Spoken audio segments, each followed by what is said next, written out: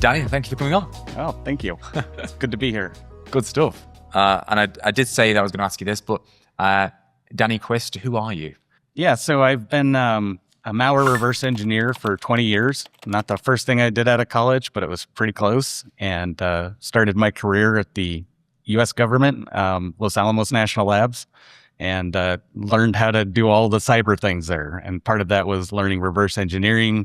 I've been an avid malware collector for a very long time, since I was about 5. And so it just gave me the opportunity to get paid to do that. And it was just great. So founded an open malware sharing repository in 2006 called Offensive Computing.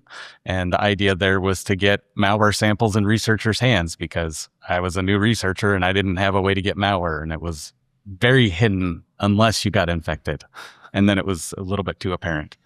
But did that, went back to school, lucky enough to go get my PhD at New Mexico Tech in computer science, and have worked at MIT's Lincoln Lab, Bechtel, for a long time. And I've been at a few startups too. So currently at a company called PolySwarm, which we do malware analysis at scale for large companies. Awesome. Yeah. Thank you. So you know your stuff. Well, let's hope. Let's hope so. It's not for me to decide. So, for the sake of this podcast, I hope. No, I'm only joking. Look, first question: how are you thinking about the impact AI is having on malware right now? Yeah, well, if we're at RSA, the RSA Expo floor is just like you can't look at a booth and not find AI. We did find 2 companies there that did not have AI on their booth, but we think it was an oversight. It's everywhere. It is become easy to write code. It has really removed the barriers of entry to write code, so anybody can do it now. It's not there. So like for example, our sales team is very active, and they have a lot of good ideas and a lot of features. And the traditional things where engineering would push back and say, well, we don't really have the time or the resources to do that now. We can't. That doesn't really apply, because we have this proof of concept code that they want us to put into production. So that's one thing. So on the malware side, same thing is happening. So last year, DeepSeek, which is a model that's fairly easy, it's very good, and it's very easy to put on a local computer, was released, the R1 revision. And I think that really changed the game. That made it so that writing malware privately without having to talk to an OpenAI or an Anthropic Claude, it's doable now. It doesn't produce the best code, but it's doable. And there's been a whole bunch of increased malware that's been released because of it, primarily from that. But I mean, just going on to Claude and them, there's some controls, but for the most part, you can say, write me a malware, and it'll do it for you. Oh my God. Yeah. Should that happen? Oh, I know the answer is no, obviously. But yeah. The real problem is, like, how do you stop it? That's the real issue. And now that the cat's out of the, that we're doing this now, I don't think there is a way to stop it. So, and this just happens. Like, there's advances, you get better, or you drop out and you fail. So this is a get better time for a lot of people. The good news is that it's still really bad code. And the code that it's generating is very, very signaturable. So a lot of the tradecraft that the long-term malware authors that have a lot of experience doing this, that they put into it to hide themselves, not get noticed by antivirus, avoid tooling, a lot of that does not get included, because it's bespoke, custom skills that they developed over years. And so Claude doesn't have access to that. So, like, as you said, now the toothpaste is out of the tube. Mm-hmm. And not only is technology and creating technology democratized, so is creating malware and bad technology. That's also become democratized. Is it just the fact that anyone and everyone can make it quickly? Is there anything else that AI is having an impact on? Yeah, so the making it quickly is a big thing. The changing it quickly is. So the key problem here is that most malware is based off of a signature, which is, just looking for a string or a set of characters inside of a file.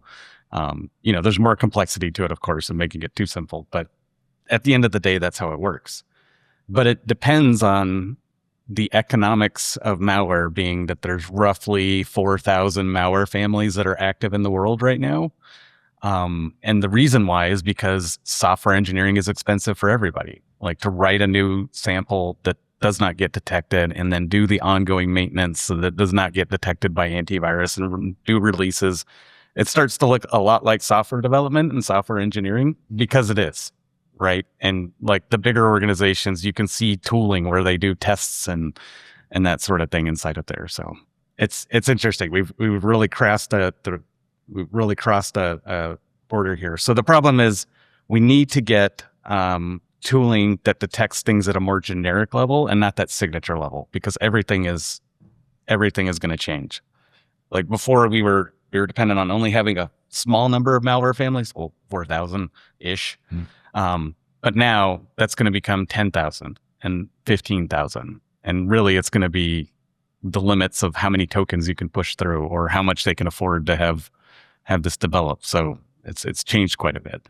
That's wow. So how should defenders now start thinking about malware at scale? So there's been some solutions that have gone to more of a behavioral pattern. At the end of the day, malware still got to do bad things, right? It's got to do bad things to your computer to make something happen. And so what people have been doing is they've been transitioning to the behavioral fingerprinting. So that's the big one. The second one is that there's a lot of these binaries that it produces tend to be very noticeable. They're not very efficient. Some of them are, of course, but there's some other little tricks that you can play with this. But the key thing is that the signature game, it's been broken for a few years, but now it's like officially, that's a problem. Frank, there are solutions coming out. They're probably going to be AI related too. So this is going to be a fight fire with fire, and it's happening. In the great words of Homer Simpson, AI is the solution and the cause of all of our problems. Cause and solution. Yes. Cause and solution. Sorry. Yeah. Okay. So as you said, malware is becoming easier to make. It's becoming cheaper to. Malware is becoming easier to build, cheaper to build.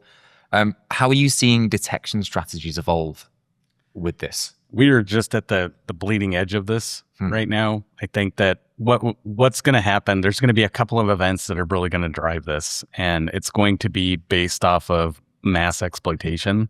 So we'll watch for we'll see in advance where there's a whole bunch of new malware, a bunch of break-ins, and a bunch of successful ones come in. And then we'll start to see the detection techniques and how you respond to it.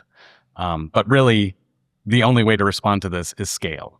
And so scaling is kind of hard because you either need people to look at it, which we don't do anymore, or you need to have your AI systems so that they understand the reverse engineering process, how to look at the malware, and so that you can just have your AI handle it and basically do the base level stuff so that you can look at the higher level picture. And then there's going to be stuff that it fails on. So those are the things that are going to be interesting. So you need to go and look and see where it makes mistakes and where it gets misclassified and then optimize it. It's not the exact same technical process as developing signatures, but now we're developing it like at a higher level. Like this is trying to make a better idea of intent, which has been extremely difficult and a known problem for a long time. It's like, what is the intent of this program?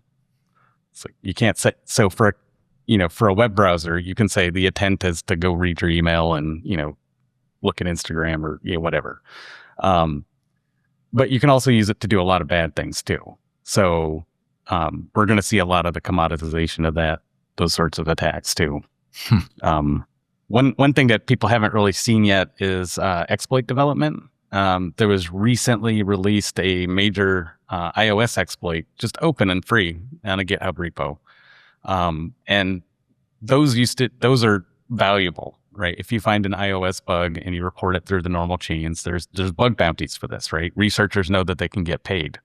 It makes no sense to release a working exploit out on an open repository for the threat actor, unless you're trying to make a point that the coverage is really bad on it. So that's another thing that we saw. It's like, I don't know if that's exactly related to the AI stuff, but it sure seems to work. How interesting, because you mentioned earlier that what's going to happen is there's going to be a load of malware coming out. People are going to get attacked, and there's going to be a lot of successful ones. Is there zero way of getting ahead of this and being preemptive about it? It's the same way we always have, right? We've got to look at the solutions from a high level, and see what the actual things are. But the techniques are the exact same. And so one of the things that you can do is that you can pretend to be the attacker, right? There's no reason why, if you're running a security organization and you're worried about AI threats, you should not be trying to be the threat actor and start to take these actions. Because then you can understand the limitations of how it works, why it's slow, why you keep seeing code that's generated this way. And that'll just feed into getting everywhere. The good thing is that a lot of the models, the code that they generate, they tend to come from the same sources. And so, if there's open malware data out there, a lot of times that code will look real similar to yours too, and those will create signature matches. But it's not a perfect system, and it's not a complete one. Interesting. So we'll see. It'd be interesting. We'll have to look at RSA next year and see how many people are like, we solved the AI malware problem. Fingers crossed. Right. Looking at that. But you have to start at like some sort of Excel spreadsheet of how many have that exact thing. Yeah, that's a good thing. That's got to get to the floor before it closes. So good. And how are you thinking about the relationship between AI and social engineering? So that's the big one. I think that that impersonation attacks, they were really big last year, and keep going through. And I just saw something. Well, we've heard of people from foreign or sanctioned countries that are to the U.S. I'll be very clear. Maybe to the UK too. But sanctioned countries, they're doing job interviews, right? And then they have somebody interviewing, and then they answer the questions, but there's a little bit of a delay while they search it and look it up, and it's affected a lot of companies like this. So that's a big one, is just being able to do that. And then the auto generated content. I don't know. I had a talk with my grandparents about if I ever call you at 2 a.m. asking for bail money and I'm in an emergency situation, just hang up. That's not me. Wait until you end up in jail at 2 a.m. You ring them, Mum.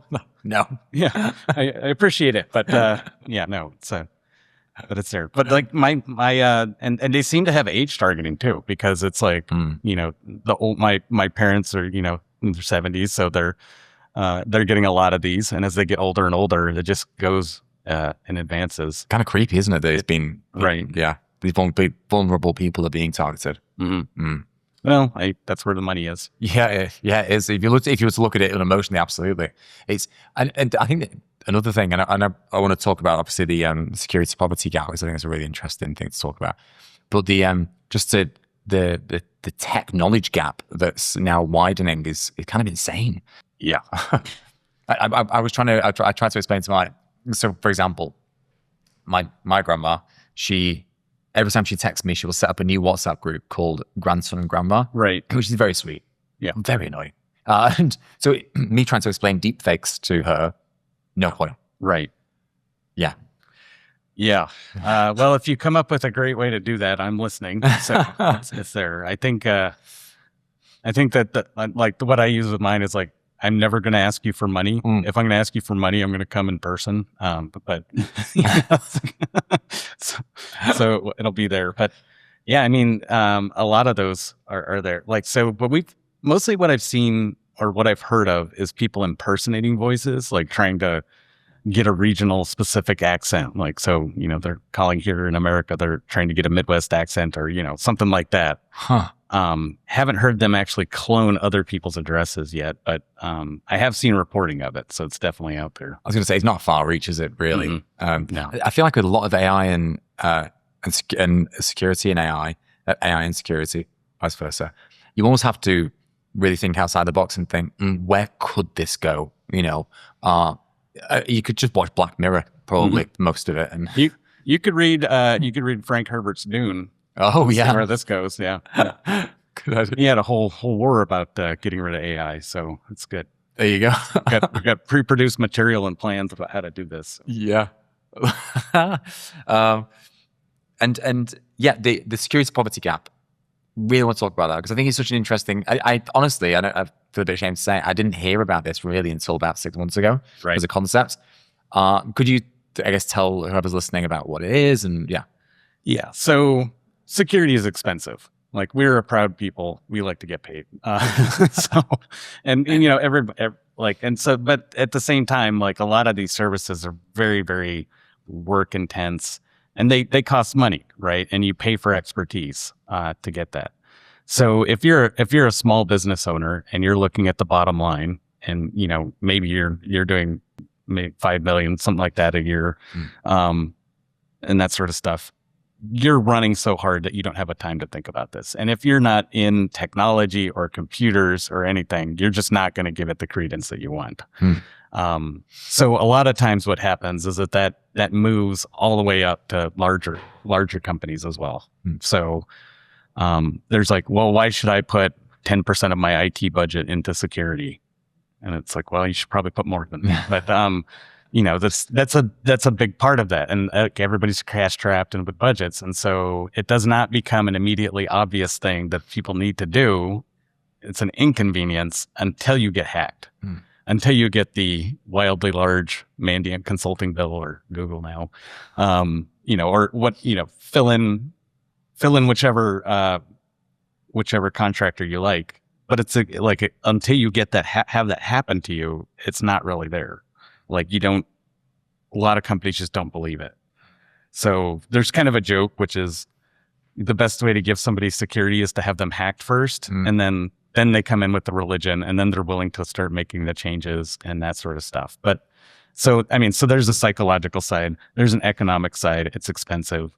And so a lot of what people have been trying to do is build that up so that you, like, through managed security service providers, to automate a lot of that. And that's made a big difference. But again, that's still a significant cost to get that there. So it's tough, right? And you know, if you're on the outset and you don't know what to do, there's a lot of snake oil, people that will take your money for doing absolutely nothing. And so that's scary. Like, I think about that, like, when I have plumbing done, or, you know, I need my roof fixed at my house. It's like, I'm not the person that's going to do it. So it's like, how do you tell somebody's going to do a right job for you? So, but mystery is money a lot of the time. Yeah. So for someone listening who maybe is in that position, what would you recommend doing? Strategic patience. There's a couple of things that happen, you know, other than the cynical, like, just wait for it to get hacked, which is not really good for keeping a job. It's tough. You have to make the arguments. You have to, anecdotes work really well. What other companies have done, how they've done it, any sort of advances, getting involved in, like, local security groups, to start to talk about it, that can really help out quite a bit. But, you know, really it's just awareness. The nice thing now is that pretty much every executive has heard of ransomware, and they have heard of other companies having bad times with it. And there's such a thing as cyber insurance now. That's actually really kind of leveled the field too, is that by charging cyber insurance, usually it comes with the remediation built into it, provided you meet the terms of your contract. But all of that is built in and included, and then it, like, sort of on the back end, they don't have to worry about buying the hugely expensive consultants to come in and fix everything. So the insurance company handles most of it. Right. But that's, really fair point. As you said, walking around the Moscone Center every second, every booth pretty much, it's got AI saying you don't need, you know, your SOC teams are redundant now, you don't need them, and whatever. It's a lot of claims. Do you still think we need humans in security? Oh, absolutely. Yeah. Good. Yeah. No, like, the human in the loop is always going to be there. Yeah. The AI only knows what it's seen before. And as of yet, it's really bad at innovating things on its own. Speaking like it's a person or something. But it's had trouble with the innovation. And, like, if you're vibe coding, you can see this too. It's like, if you're doing something new, you have to be a lot more prescriptive about what you want it to do and how you want it to do it, and the data structures that you want to use, and that sort of thing. And, like, a lot of these AI SOC platforms, they're sort of tied to the cost of a full-time employee. Yeah. So they're all, like, you know, $250,000 and $350,000. It's like, you know, it's pretty well paid employee, but like per year, and they're supposed to take care of this, but there's a limit to what it can do. I don't know that the price point is exactly right yet, for what the value that they're getting. There are certainly tasks that are amazing. And the ones that are built by industry practitioners who have subject matter expertise in the field can do a little bit better. The big problem is people trusting it and not verifying it. And that's, if you don't have the background and experience, how do you do that? You ask the AI, it's like, am I doing the right things? And then hopefully it tells you. So if you're going out there and trying to and purchasing one of these platforms, would your advice be to ask who built it? Like, how was it created? I guess a big question I would ask is like, what problems are you trying to solve, right? Because it's gonna take some level of your existing SOX workload. What would be the biggest impact to your employees if you took that off their plate, that they could focus on something else? That's the way that I would do it. Is just try to use it, and then for the standard research tools, having it read logs and tell you how severe security events are, that's getting better, but in the past it's not been great. But it's much better now. So it's there. I think it'll get to a point where it'll legitimately be useful, but it's going to be the exact same way that my taxi driver was using AI, which is just like a tool that's there that helps you do your job better. And that really, I feel like that's where it's going to settle out at the end of the day. But that's fair. I think that seems, because I know there's been these great acclaimed, haven't they, immediate, like AI is going to save up the world. It doesn't work at all. I think the pendulum starts to slow down as like, there's going to be a place for it. It's going to be augmented into teams. It's going to allow teams to run leaner and do more with their time, more complex stuff, right? Which is what humans need. Yeah. But just back to malware. So I know we're jumping all over the place here, and I hate to ask you to make predictions because I know how quickly the world changes, but how do you see malware evolving? Like, what's it going to look like in the next 12 months, do you think? That's a great question. Certainly there's going to be a lot more of it. I think that is like the biggest, easiest one to see, just because it's easier to generate. Until we get like a true quality open weight model that you can download on your local computer and not have it talk to the internet, we've sort of got a little time to go there, but that's coming. That's going to be here real quick. The techniques, I don't think have changed. So really it's going to be on the behavioral side, is what do you notice what's happening? And then how can you respond to that? So do you think security training is more something that we should focus on? That is a good question. It depends on the training, of course, right? I think that is like one area of disruption, because like when I started my career, to get training, I had to go to San Francisco and sit in a room for a week to learn how to do something. Seriously. And okay, when I was learning reverse engineering, my employer was very, very generous, and they sent me to Black Hat trainings, which are very expensive, usually 2 days, and did that for a few years. And by the end of that, I was pretty competent at it. But that's expensive, right? And a lot of things have transferred or transitioned over to online delivery and that sort of thing. So you can almost learn how to do anything on YouTube, right? So I think that's going to change. But the certification programs, they have the same problems they always have. Is that do good on a test, and it basically measures how well you can do on a test, not in the real world.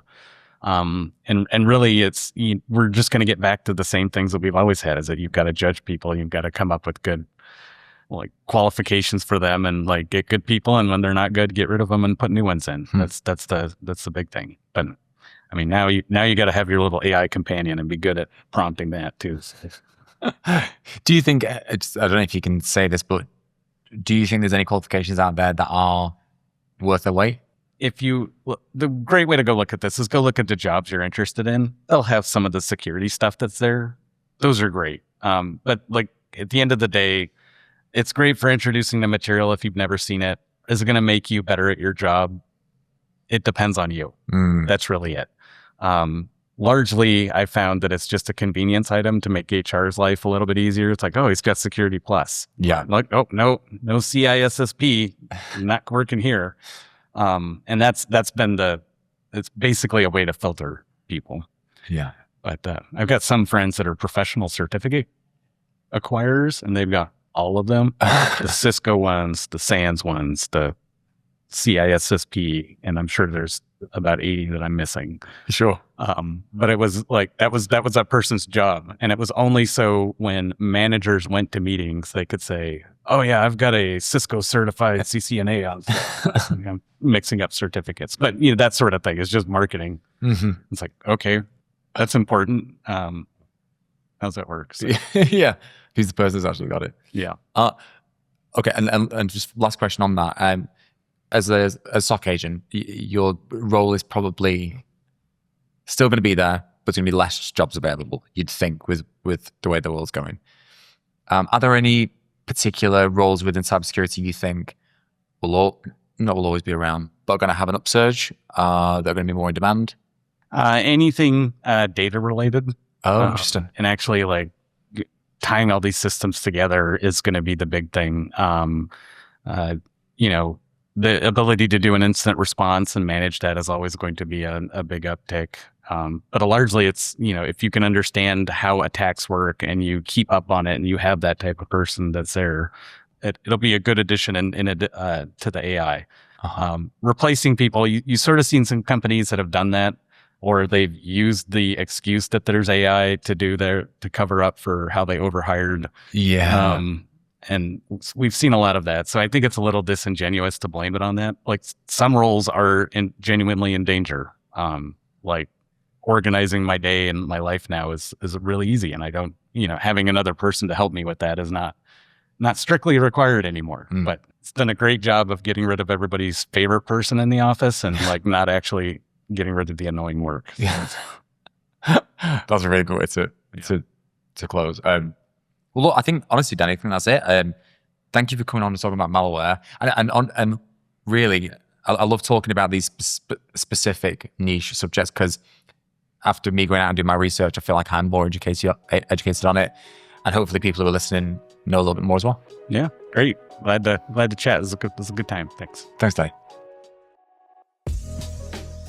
And that's it for this week's episode. Thanks so much for listening, and I really hope you enjoyed it. Anything we talked about will be linked in the show notes. And if you haven't already, don't forget to subscribe wherever you listen to your podcasts. And we'll catch you on the next one.